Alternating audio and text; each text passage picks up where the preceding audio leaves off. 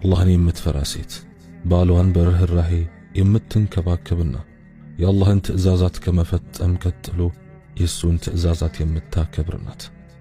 የአላህ መልእክተኛ ሰለዋቱ ረቢ ወሰላሙሁ ዐለይህ ከሴቶች ሁሉ በላጯ ማን ናት ተብለው ተጠይቀው ነበር። በመልሳቸው እንዲህ አሉ፣ ባሏ ሲያያት የምታስደስተው ያዘዛትን የምትፈጽም እሷን ወይም ንብረቱን በተመለከተ በምትቃወመው ጊዜም እሱ በሚጠላው አኳኋን የማትቃወመው ናት።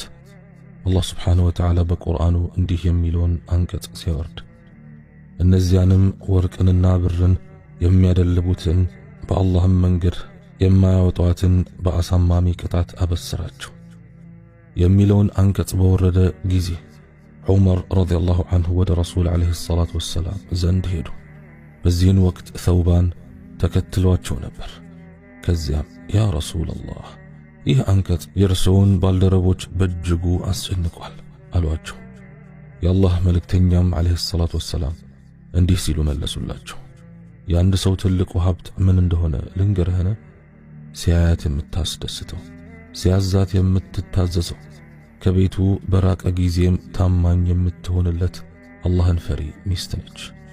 በሌላ አጋጣሚም የአላህ መልእክተኛ ሰለዋቱ ረቢ ወሰላሙሁ ዐለይህ የሚስት ጀነት መግባት አላህና መልእክተኛው በደነገጉት መሰረት ባሏ የተደሰተባት ከመሆኑ ጋር የተሳሰረ መሆኑን ጠቁሟል።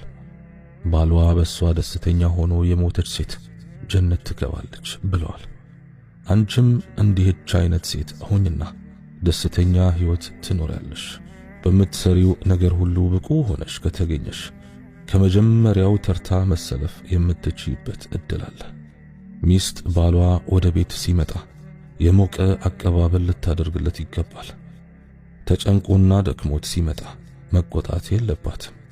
እንዲያውም በተቃራኒው ያስጨነቀውንና ያደከመውን ነገር ሳትጠይቀው የሚፈልገውን ነገር ሁሉ ማሟላት ነው ያለባት። ልብሱን ካወለቀና ተረጋግቶ ከተቀመጠ በኋላ የተጨነቀበትን ነገር ራሱ ይነግራታል። ከራሱ ካልመጣ ግን ብትጠይቀው ችግር የለውም። አጠያየቋም ዝም ብሎ መሆን የለበትም። ተቆርቋሪነቷንና ለርሱ የምታስብ መሆኗን በሚያሳብቅና እቤት የገባበት ሁኔታ እንዳያስጨንቃት በሚያሳይ ሁኔታ ቢሆን ይመረጣል። ሚስት ባሏ ያስጨነቀውን ችግር እንዲቀርፍ ማድረግ የምትችል መሆኑን ካረጋገጠች በፍጥነት ታድርገው። ይህን ማድረግ ከቻለች የባሏን ሸክም አቃለለች ማለት ነው።